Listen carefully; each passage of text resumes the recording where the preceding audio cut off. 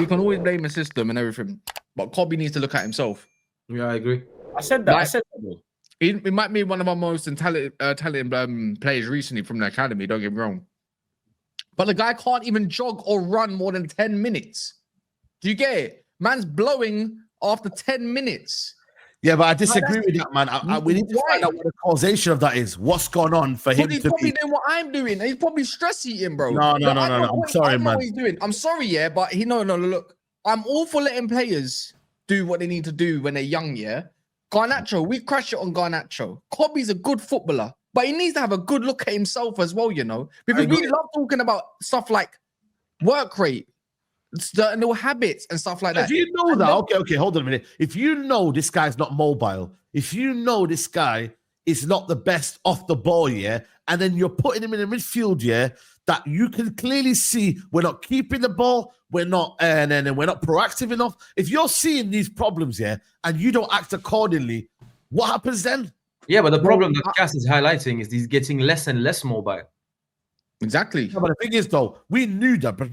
I've seen him in the 10. I saw him in the 10 today. No, hold on a minute. We knew Kobbie, yeah. And listen, I'm not defending Kobbie, by the way, here. I'm just saying, guys, it's easy to say, yo, Kobbie, look at himself, da-da-da-da. Bro, this guy's talented, bro. We know he's talented. We've seen it in the Euros. We've seen it when he came in. Like, we can see this guy. We're not even seeing him, yeah, be allowed to express himself in this system. We're not seeing that.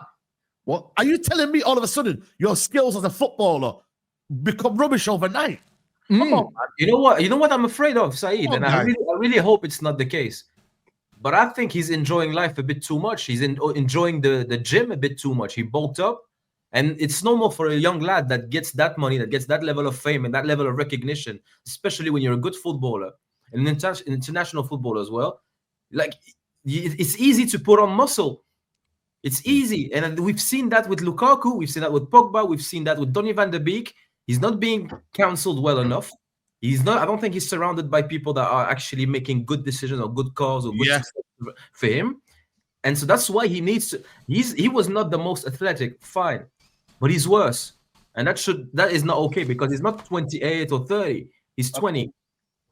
What's the manager? We do all the time. We do all the time. I can't even hear you, by the way. Sorry, go on. What's the manager doing to correct this, guys? You told me, yeah? Like, Kobbie's not a bad player overnight, bro. Do you know what I'm saying? All of us, we built our team around him when he came in through the ranks as a 6. He was playing number 6. So, like, you're saying he's not mobile and stuff. He's not a 6, though, is he? Did you think he's a 6, Charles? No, I'm not saying he's a 6. I'm just saying he came in as that. My problem is that he only can play 10 all of a sudden. That's my point. And I just don't understand where that narrative's come from. We're going like, yeah, he can't run. Casemiro can't run. The manager has to be doing something to correct this. This is going on every single game, bro.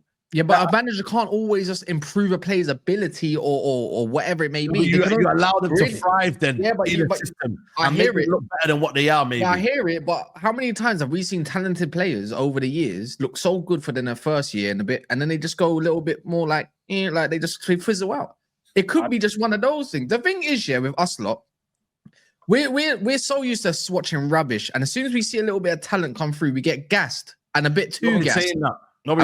We put them. No, it's not about you saying that. This is the consensus. This is actually it. The thing is, sometimes, yeah, I don't want to crash it on Kobbie or nothing like that because there's a lot more worse players. But you're protecting him a little bit too much. Let's be real, yeah, which is fine because he's our youngster and everything. But we crash it on Garnacho, yeah. He's a youngster too. That I'm pretty sure they're the same age, played in the same team. The guy is not performing anything. When he got put in the left 10 today, by the way, or on the right, he outperformed. I can actually, you know what? I'd like to go back. Leicester City, even though when he got moved from the when he was playing up there, wasn't that good. I think he played the number 9. Brentford. There's no excuse for that kind of performance. I'm not being funny.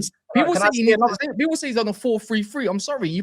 We play with a 4 midfield. It should suit you even more.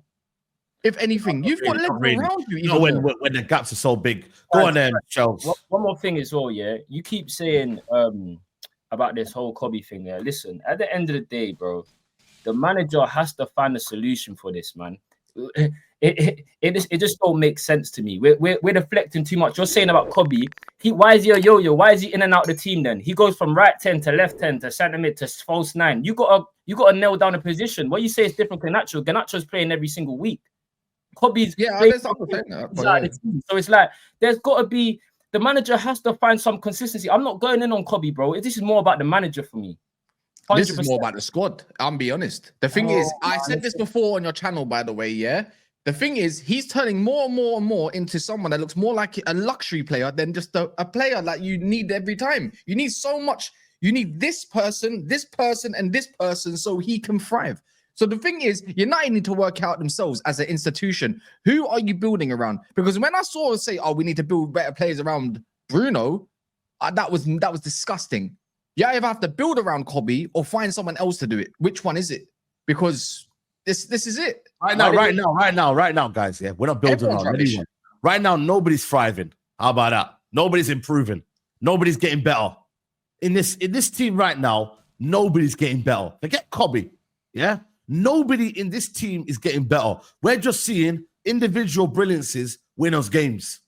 We're not seeing a tactical masterclass from us in the Premier League. We're not, guys.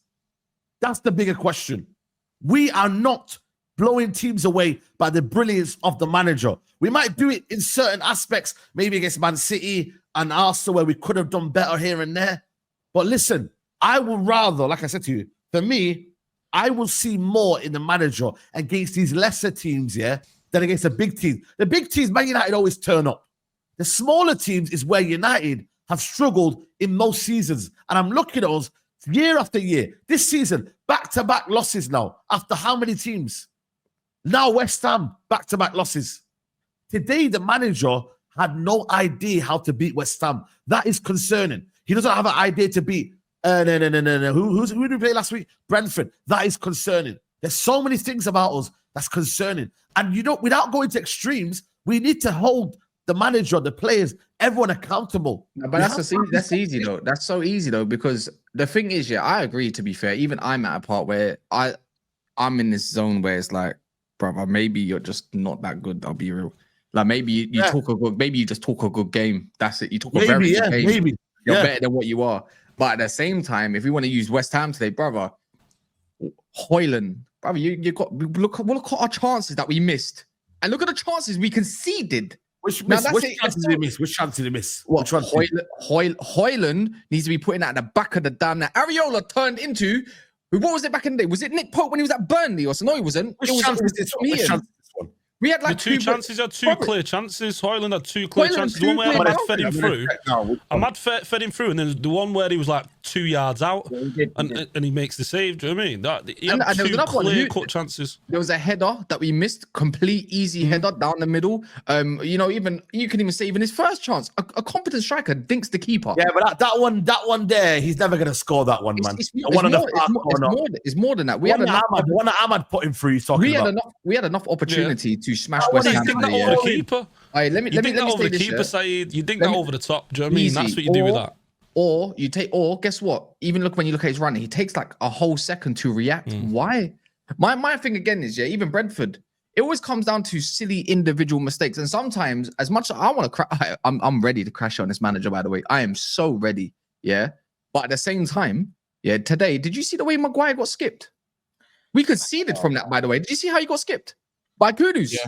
They end up scoring one of the worst goals I've ever seen. And even if you go back to Brentford, I'm not being funny, man. Take your pick. I don't even know if Brentford actually created anything bar the overload in one of the goals. I think Mbeumo slotted in for Vissa.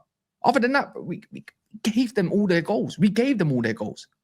It's like now you got to look at it, as much as you don't like the manager, you got to look at this squad. Maybe it's both. How about that? Maybe it's no. How about it's both? Maybe the squad's not good enough, and maybe the manager's just not that good either. Yeah. That was all along. Manager's failing and the squad is terrible. Yeah, same thing. Right. And I'm not gonna lie, I'm gonna be honest, I know a lot of people talk about formations. I don't really think I like this wing back shit. I'm gonna be honest as well. At the same time, I want 4 attackers. I want an attacking middle, an attacking 8, and I want 2 wingers, and I want a striker. Like, simple as that. I think I've had enough of it. Our outlets are the ones that are on the wing back. Yeah, but you know what? If we were playing well, like Inter Milan are doing, we wouldn't have a problem with it. The problem is with the formation is that we are terrible. We don't have a good. I think it's the implementation of it, though, man. It can be attacking, but we don't attack. Yeah, it can be progressive, but we don't progress the ball quick enough.